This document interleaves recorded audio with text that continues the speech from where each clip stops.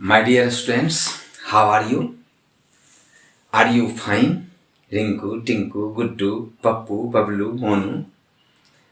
Are you prepared for this class? Thank you. आप लोगों ने प्रीवियस क्लास में मोनोहाइब्रिड क्रॉस को पढ़ा।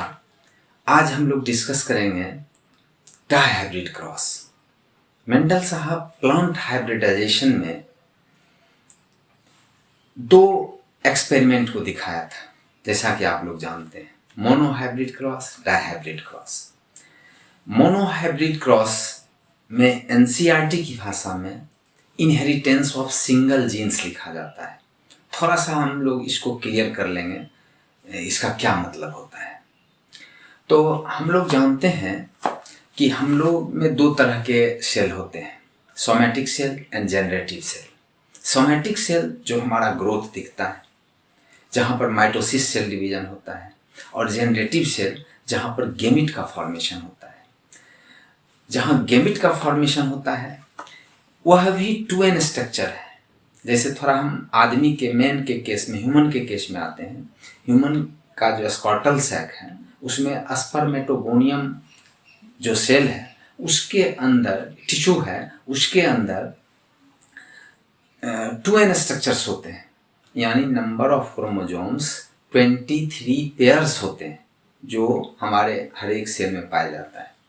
हमारे जनरेटिव सेल छोड़ के, गैमिट सेल छोड़ के हर एक सेल में 2n स्ट्रक्चर होता है। लेकिन हमारे स्कॉटल सैक में जो स्पर्मेटोगोनियम टिश्यूज हैं उसके अंदर जो मियोसिस सेल डिवीजन होता है, मियोसिस सेल डिवीजन के थ्रू जो गैमिट का फॉर्मेशन होता है वो हैप्लॉइड होता है। नंबर ऑफ क्रोमोजोम्स आधी हो जाती है। 2n स्ट्रक्चर्स और सारे सेल में होते हैं, लेकिन गैमिट में n स्ट्रक्चर्स ऑफ क्रोमोजोम्स होते हैं। क्या होता है n structures? Only 23 chromosomes in the case of human. Female में भी, फीमेल गैमिट ओवा जिसको बोलते हैं, यह फॉर्म होता है ओओगोनियम। ओओगोनियम 2n स्ट्रक्चर है, 23 पेयर्स ऑफ क्रोमोजोम्स होते हैं, और ओवा ओनली 23 क्रोमोजोम्स कंटेन करता है। अब है कि हम लोग एक हिंदू मैथोलॉजी में सुनते आए हैं कि शंकर भगवान को अर्धनारीश्वर के फॉर्म में दिखाया जाता है। क्यों? आधा नारी आधा पुरुष दोनों मिला के शंकर भगवान का एग्जिस्टेंस दिखाया जाता है। इसका रिलेशन इसी गैमिट से है। गैमिट हैप्लॉइड स्ट्रक्चर होता है। मेल गैमिट, फीमेल गैमिट दोनों हैप्लॉइड स्ट्रक्चर, दोनों फ्यूज करने के बाद डिप्लॉइड फॉर्म में आते हैं। तो हैप्लॉइड मिलके जो डिप्लॉइड बनता है, शंकर भगवान के इस प्रतिकृति को, इस फोटो को इसी फॉर्म में पेश किया गया है। उस जमाने के ऋषि महर्षि कैसे इस बात को फॉलो किए, समझे, जो आज का साइंस इसको प्रूव कर रहा है। तो हम बता रहे थे inheritance of single genes monohybrid cross में। थोड़ा सा उसका एक्सप्लेन करेंगे जो डायहाइब्रिड क्रॉस को समझने में हेल्प करेगा हमको। तो नंबर ऑफ क्रोमोजोम्स गैमिट में आधी हो जाती है, यानी 23 हो जाता है। तो मटर के केस में, पायसम सटाइवम के केस में 7 पेयर्स ऑफ क्रोमोजोम्स होते हैं, 14। तो गैमिट के केस में 7 हो जाएगा, और 7 मेल गैमिट फीमेल गैमिट दोनों में 7 होगा। और जब जो male gamete female gamete fuse करेगा तो 14 क्रोमोजोम से पेयर होंगे। ठीक उसी तरह से हम लोग समझेंगे इनहेरिटेंस ऑफ सिंगल जीन को इस फॉर्म में। चूंकि डायहाइब्रिड क्रॉस में 2 ट्रेट्स लिए जाते हैं, मोनोहाइब्रिड क्रॉस में सिंगल ट्रेट्स लिए गए थे, सिर्फ लंबाई लिया गया था, टॉल एंड ड्वार्फ, 2 कैरेक्टर उसमें आए। उसी तरह से डायहाइब्रिड क्रॉस में 2 ट्रेट्स लिया गया सीड के संदर्भ में। सीड एक राउंड फॉर्म में होता है, एक रिंकल फॉर्म में होता है। राउंड फॉर्म डोमिनेंट स्ट्रक्चर है और रिंकल फॉर्म रिसेसिव स्ट्रक्चर है। आप लोग डोमिनेंट रिसेसिव समझ चुके हैं। ठीक उसी तरह से सीड का कलर लिया गया। सीड का कलर येलो फॉर्म में होता है और ग्रीन फॉर्म में होता है। येलो फॉर्म डोमिनेंट कैरेक्टर है, और संयोग से मेंडल साहब लकी रहे जो 2 अलग अलग क्रोमोजोम पर दोनों कैरेक्टर को सेलेक्ट किए। तो जो 7th नंबर ऑफ क्रोमोजोम्स होता है उस पर सीड का शेप अपीयर है, और जो फर्स्ट नंबर ऑफ क्रोमोजोम है उस पर सीड का कलर अपीयर होता है। आगे बताएंगे इसका क्या इंपॉर्टेंस है। टी.एच. मॉर्गन साहब का जब हम लोग लिंकेज पढ़ेंगे तो वहाँ थोड़ा सा मदद मिलेगी यहाँ से। तो हम लोग अभी समझ रहे हैं डायहाइब्रिड क्रॉस। डायहाइब्रिड क्रॉस में कहा जाता है एनसीईआरटी की भाषा में इनहेरिटेंस ऑफ टू जीन्स। अब इनहेरिटेंस ऑफ टू जीन्स कैसे हो, चूंकि दो ट्रेट्स लिए हम लोग, दो ट्रेट्स, एक ट्रेट्स को कंट्रोल करता है पेयर ऑफ जीन्स, तो दो ट्रेट्स को कंटेन करने के लिए 4 जीन चाहिए, 4 जीन चाहिए, तो 4 जीन मिलके टू ट्रेट्स को कंट्रोल करता है। तो इस तरह से यहाँ पर हम लोगों ने मोनोहाइब्रिड क्रॉस में पहले ही जान चुका है कि डोमिनेंट कैरेक्टर को कैपिटल लेटर से दिखाया जाता है, यहाँ भी उसी तरह दिखाया जाएगा, और रिसेसिव कैरेक्टर को स्मॉल लेटर से दिखाया जाता है। हम लोगों ने यहाँ पर capital R, capital capital Y को क्रॉस कराए स्मॉल आर, स्मॉल वाई से। कैपिटल आर सिंबल है सीड का जो शेप होता है, सीड का shape round and wrinkle, round form का सिंबल होता है कैपिटल आर, और वाई होता है येलो कलर के लिए सिंबल। स्मॉल आर होता है रिंकल फॉर्म का सिंबल, स्मॉल वाई होता है ग्रीन कलर का सिंबल। तो इस तरह से हम लोगों ने ट्रेट्स को समझ लिया। यहाँ पर एक सिंबल देख रहे हैं एरो लगा हुआ इस शून्य पर, जिसको मेल रिप्रेजेंटेशन बोलते हैं, और शून्य पर नीचे एक प्लस का चिन्ह जैसा दिख रहा है, यह फीमेल रिप्रेजेंटेशन को शो करता है।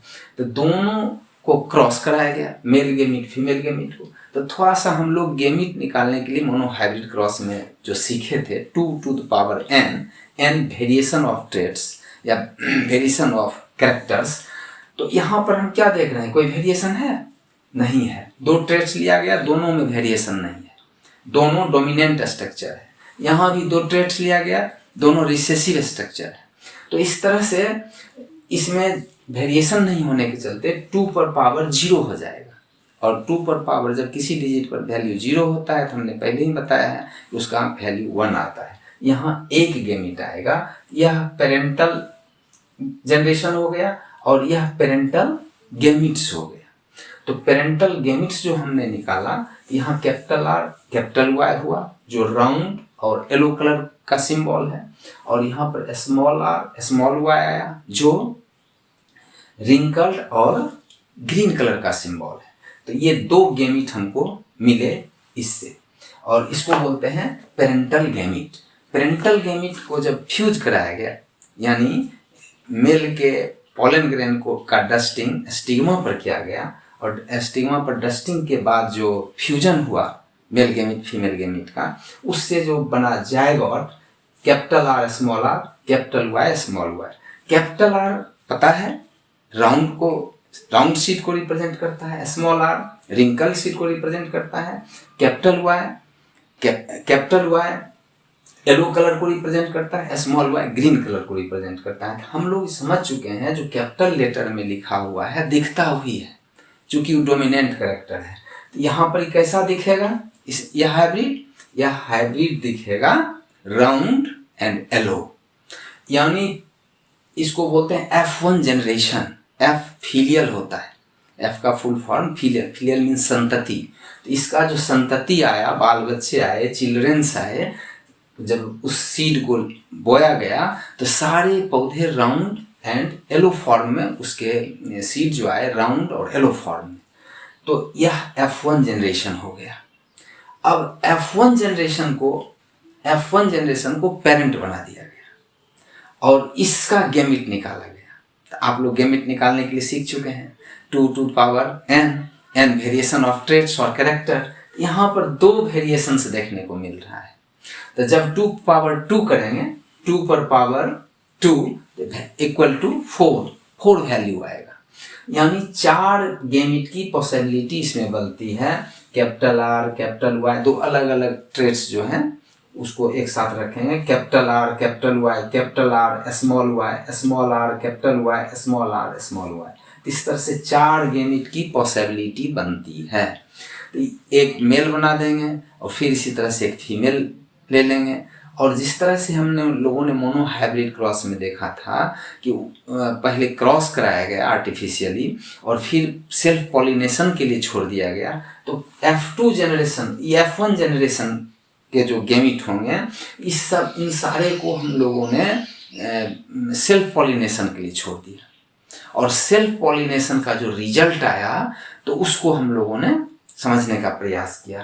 तो उसको समझने के रेजिनाल्ड सी पुन्नेट एक साइंटिस्ट, ब्रिटिश जेनेटिसिस्ट थे, जिन्होंने स्क्वायर फॉर्म में इसको दिखाया, जिसको पुन्नेट स्ट्रक्चर बोलते हैं। फिर हम लोग पुन्नेट स्ट्रक्चर के रूप में इसको यहाँ समझने का प्रयास करते हैं। तो एक साइड यहाँ पर मेल गैमीट लिया गया और एक साइड फीमेल गैमीट लिया गया।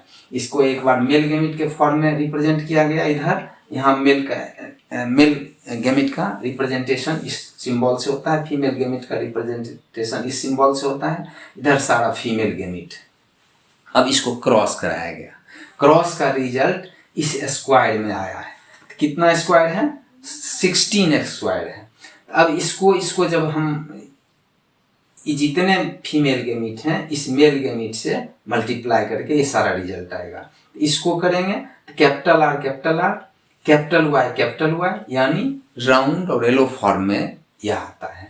यहाँ कैपिटल R, फिर इससे करेंगे capital R capital Y small y, यानी राउंड एंड येलो, यह भी आया, डोमिनेंट स्ट्रक्चर ही उभर के आया। और फिर यहाँ पर क्या देखेंगे, capital R capital Y male gamete को फीमेल गैमीट से क्रॉस कराएंगे, फिर यहाँ आएगा capital R small r capital Y यानी राउंड एंड येलो फॉर्म में यह भी आया, डोमिनेंट स्ट्रक्चर उभर के आया। यहाँ पर क्या देख रहे हैं कि यहाँ पर मेल गैमीट है और फिर इस फीमेल गैमीट से करेंगे तो capital R small r capital Y small y, यानी यहाँ भी डोमिनेंट स्ट्रक्चर उभर के आएगा जो राउंड और येलो ही होता है। नीचे हम देखेंगे फिर इस मेल गैमीट को इस सारे फीमेल गैमीट से क्रॉस करा के यहाँ रिजल्ट लाएंगे। तो यहाँ पर क्या देख रहे हैं कि capital R capital Y small y round yellow, यह भी आएगा। यहाँ पर क्या देख रहे हैं, कैपिटल R, यहाँ फिर इस मेल गैमीट को इस सारे फीमेल गैमीट से कराएंगे, फिर कैपिटल R हो जाएगा यहाँ और स्मॉल y हो जाएगा, यानी यहाँ पर थोड़ा सा चेंज होने जा रहा है, चूंकि Y स्मॉल फॉर्म में अपीयर है जो राउंड और ग्रीन का सिंबल है। तो यहाँ पर राउंड एंड ग्रीन फॉर्म में सीड आया। यहाँ पर सीड कैसा आएगा, यहाँ पर सीड आएगा capital R small r capital Y small y, यानी राउंड एंड येलो फॉर्म में यहाँ आ जाएगा। फिर यहाँ कैसा आएगा, यहाँ पर कैपिटल R स्मॉल y, यहाँ राउंड एंड ग्रीन फॉर्म में आ जाएगा। फिर उसी तरह से इस मेल गैमीट को इन सारे फीमेल गैमीट से क्रॉस करा के यहाँ रिजल्ट लाएंगे। यहाँ आ गया राउंड येलो, यहाँ आ गया राउंड येलो, यहाँ आ गया रिंकल्ड येलो, यहाँ आ गया रिंकल्ड येलो, यहाँ आ गया फिर इस स्मॉल r स्मॉल y जो मेल गैमीट है, फीमेल गैमीट में भी स्मॉल r स्मॉल y है, यानी दोनों गैमीट है यह क्या है, रिंकल्ड एंड ग्रीन फॉर्म में है। तो ये आ गया। पहले हम इसको इन सारे गैमीट से मल्टीप्लाई कराएंगे, सारे से कराते आएंगे, तो लास्ट में यहाँ पहले यहाँ क्या आएगा, capital R capital Y small y round yellow, फिर capital R small y round and green आ जाएगा। यहाँ पर small r capital Y small y, यहाँ पर रिंकल्ड एंड येलो आ जाएगा, और यहाँ पर small r small y wrinkled and green आ जाएगा। तो इस रिजल्ट से, इस पुन्नेट स्ट्रक्चर से क्या प्राप्त हुआ, तो एक रेशियो हमने देखा। क्या रेशियो देखा, तो एक जो दिखता है, कौन सा दिखता है, डोमिनेंट कैरेक्टर दिखता है। तो डोमिनेंट कैरेक्टर फिनोटाइपिक रेशियो जो है यह आया 9:3:3:1 जो दिखता है। लेकिन इसके अंदर जेनेटिक कैरेक्टर क्या है, जिसको जेनोटाइप फॉर्म में हम लोग स्टडी करते हैं, यह थोड़ा सा लंबा डिजिटल फॉर्म में आता है। तो उसको याद रखने के लिए हम लोग 12,24,12,121 के फॉर्म में दिमाग में रख लेंगे और बीच बीच में रेशियो वाला डॉट डॉट डाल देंगे। यह 1 जेनोटाइपिक रेशियो हो गया 1:2:2:1 4 1:2:2 2:2:4:1:2:1:2:1 ये जेनोटाइपिक रेशियो आ गया। थोड़ा सा इसको याद कर लेना पड़ेगा। इस तरह से मेंडल साहब डायहाइब्रिड क्रॉस किए, इनहेरिटेंस ऑफ 2 जीन्स का रिजल्ट आया, आउटकम आया मेंडल साहब को। आउटकम क्या दिया? उन्होंने एक लॉ दिया, लॉ ऑफ इंडिपेंडेंट असॉर्टमेंट। क्या है इंडिपेंडेंट असॉर्टमेंट? अपने मोनो हाइब्रिड क्रॉस का भी देखा था, 2 लॉ आया था। उसमें आया था law of dominance, law of segregation, purity of gametes को बता रहा था। यहाँ पर हम देखते हैं law of independent assortment. Independent जो निर्भर नहीं है, स्वतंत्र है, असॉर्टमेंट पृथकली आगे आते जाता है। तो in law of independent assortment, यहाँ पर हम लोगों ने क्या देखा? 2 ट्रेट्स लिया गया। 2 ट्रेट्स में क्या है? राउंड एंड येलो फॉर्म, यहाँ है रिंकल्ड एंड ग्रीन फॉर्म। यहाँ पर फर्स्ट जो हाइब्रिड आया, जनरेशन का पहला जो जितने आए सब क्या आ गए? राउंड एंड येलो फॉर्म में। यह जो ड्वार्फनेस है नहीं दिखा, इस ये ड्वार्फनेस कहते हैं। यह जो रिसेसिव कैरेक्टर है, रिंकल्ड एंड ग्रीन कलर, यह हाइब्रिड में अपीयर नहीं हुआ। दिख रहा है राउंड एंड येलो, लेकिन वह कैरेक्टर भी इसके अंदर है जेनेटिक कैरेक्टर के फॉर्म में, जो आगे चल के अपीयर होता है। इसके लिए हम लोग F2 जनरेशन, इसको मान लिए F1 पेरेंटल, F1 जनरेशन को पेरेंटल फॉर्म में, और इससे फिर गेमिट निकाले। इससे 4 गेमिट की पॉसिबिलिटी आती है, जैसा कि हम लोग पहले डिस्कस कर चुके हैं। इसी तरह से 4 मेल गेमिट बनाएंगे, 4 फीमेल गेमिट बनाएंगे, और पुन्नेट स्क्वायर में क्रॉस का रिजल्ट लाएंगे। फिनोटाइपिक रेशियो और जेनोटाइपिक 2 रेशियो आएगा। 2 रेशियो से आउटकम जो मेंडल साहब को मिला, वह मिला लॉ ऑफ इंडिपेंडेंट असॉर्टमेंट। इसका मीनिंग यह हो जाता है कि 2 ट्रेट्स सेपरेटली, स्वतंत्र रूप से अलग अलग अगले जनरेशन में जाते हैं, डिपेंडेंट नहीं होते हैं। मेंडल साहब लकी रहे कि पहला ट्रेट सीड का शेप चुना, वह 7th नंबर ऑफ क्रोमोसोम पर था। दूसरा ट्रेट कलर ऑफ सीड चुना, जो 1st नंबर ऑफ क्रोमोसोम पर था। लेकिन बहुत सारे इसी मटर प्लांट के ट्रेट्स एक ही क्रोमोसोम पर पास जब सिंगल जीन होते हैं तो वह साथ जाते हैं। T.H. मॉर्गन के एक्सपेरिमेंट में हम लोग पढ़ेंगे, उनको कहा जाता है father of experimental genetics, T.H. Morgan को।